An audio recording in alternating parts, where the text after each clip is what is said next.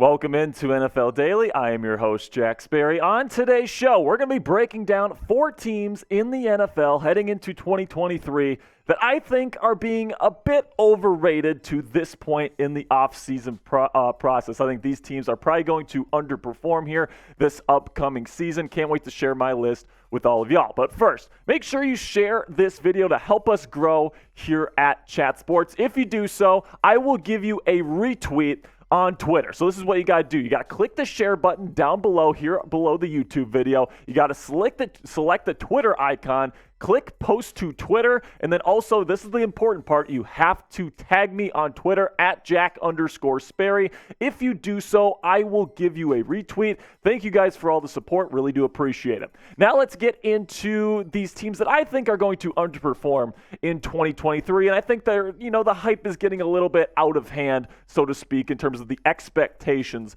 of these 4 teams. So number 1 on my list here, the Minnesota Vikings. Now they won 11 one-score games in 2023. Do we really expect them to go 11-0 in those one-score games next year? I certainly don't. Okay, so going into next year, I like their offense. You obviously like Justin Jefferson, who's obviously one of the best wide receivers in the National Football League. But then, the defense is definitely inexperienced. Lots of young players that really haven't seen the field all that much. And Brian Flores, I think, is going to be a long-term fit here in Minnesota. I think eventually the defense will get back on track. But with all these young players and then Flores' very aggressive, blitz-heavy style of defense, I think they're going to give up a lot of big plays this year. And I think that this defense could be one of the worst in the National Football League yet again in 2023. And I just don't think that the luck is going to be the same for the Minnesota Vikings this season as it was last year. We saw the way that they won some of these games against the Bills, against the Colts, where they got really, really lucky in some of those ball games. I don't think that that's going to happen next season, or at least at the same rate. I think they're going to regress towards the mean in that regard. And then also, do you really trust Kirk Cousins? Because I really don't, okay? Kirk Cousins is somebody that performs really well, at 12 p.m., at US Bank Stadium against the Chicago Bears, against the bad teams. But, when you're playing on Sunday Night Football or when you're playing in the playoffs, I don't trust Kirk Cousins as far as I can throw him. You saw how he played against the Philadelphia Eagles on Monday Night Football in Week 2 last year. He was awful. And I just think he's going to be that same kind of guy next year. And if he doesn't have a good defense to kind of buffer that play in those bigger games, I think there's going to be a lot of blowouts for the Minnesota Vikings. I think they'll be okay, probably around 7 wins next year, but if you're expecting another NFC North championship, I hate to break it to you, Vikings fans, I don't think it's going to happen in 2023. So be a hater for me down in the comment section. What is the most overrated team in the National Football League as it stands right now? This is going to be the pinned comment on today's show. So here's what's going to happen. YouTube's going to throw you an ad break here in just a few seconds. Take advantage of that time by answering today's question right now.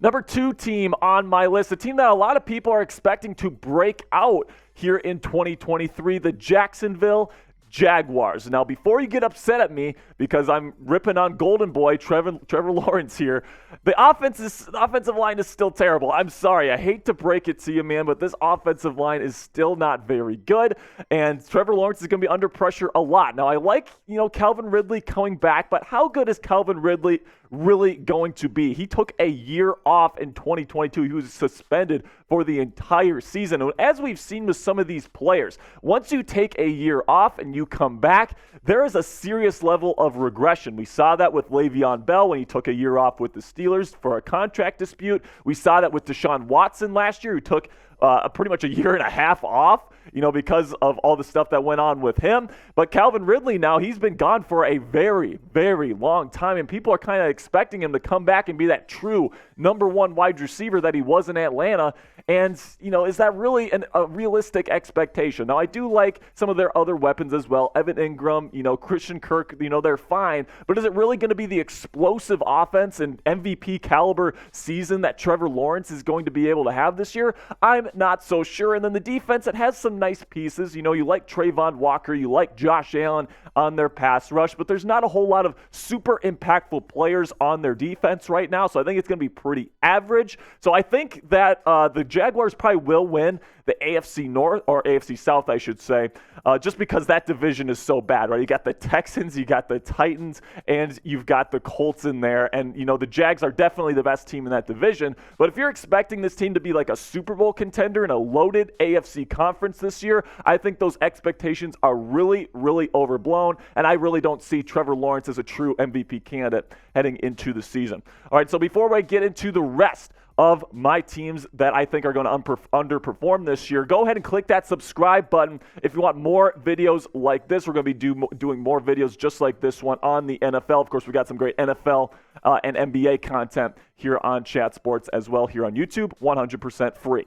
All right, now let's get into my third team here, which is the Carolina Panthers. And now, the hype is definitely high right now because obviously the Panthers traded up to select Bryce Young, number 1 overall in the 2023 NFL Draft. But here's the thing, guys. He's going to take his lumps. The thing with shorter quarterbacks is that they take really deep drops so that they can see down the field. And this offensive line, it's okay, but it's definitely not good enough to hold up against a quarterback that's going to be taking deeper drops. It's going to be really hard on those tackles, Ike Ekwonu and company.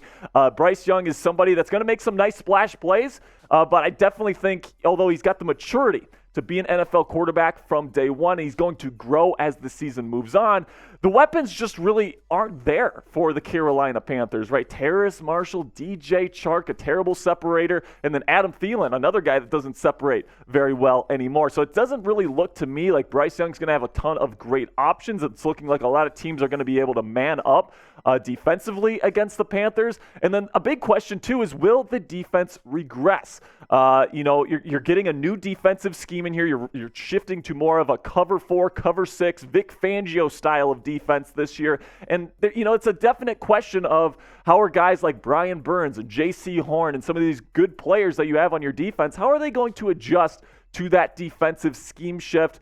It's definitely going to be interesting to see how the Carolina Panthers perform in the NFC South this year. And the final team on my list of teams that I think are going to underperform here in 2023 is the Tennessee Titans, another team from the AFC South. Now, if you think that Mike Vrabel is a good head coach, you are right about that. But in the NFL, guys, plain and simply, if you don't have the talent, you are not going to be successful in this league. Plain and simply, I don't care how good of a head coach that you have. This offensive line is absolutely terrible. One of, if not the worst in the National Football League, at least in my opinion, heading into the 2023 season, right? Nicholas Petit-Frere, terrible, awful. I mean, I like Peter Skoronski, and I think Andre Dillard's a decent piece, but all three of those guys on the right side, they are not good players, in my opinion. Brunskill's all right, but it's definitely not good enough to protect whoever's going to be playing quarterback this year. And that's another big question. And we'll get to the QB situation here in just a second. But the weapons are not good. Traylon Burks might be their number 1 wide receiver coming into the year, and he is just not good. They don't have a true number 1 cornerback right now. You got Christian Fulton, you got Roger McCreary. Those guys are okay. They're definitely not a number 1 option. And if you're facing a team with a number 1 guy, they're going to roast them alive. And then also, King Henry's 29 this year. All right, he's getting old in running back years. And with a below average offensive line, I'm just not sure how effective Derrick Henry is going to be here now that he's approaching 30 years old. And then also they got 3 quarterbacks right now, and they don't really love any of them, right? You've got Ryan Tannehill, who's kind of like another Kirk Cousins type, and then you got Will Levis, who you drafted in the second round of the draft this year. I don't believe in him whatsoever. And they got Malik Willis, who was absolutely terrible in 2023. Now, let me know what you guys think about Will Levis. Is he going to boom, or is he going to bust here in 2023? Type boom or bust in all caps to let me know. Personally, I think he's going to bust this year behind a bad offensive line with very few weapons to work with. I think that this offense is going to be awful in 2023. And, I mean, to be bad in the AFC South, that's definitely going to be saying something. That's going to be it for me today, NFL fans. Really do appreciate all the support. Make sure you click that subscribe button and turn on your notifications so you never miss any of our NFL content here for free on YouTube.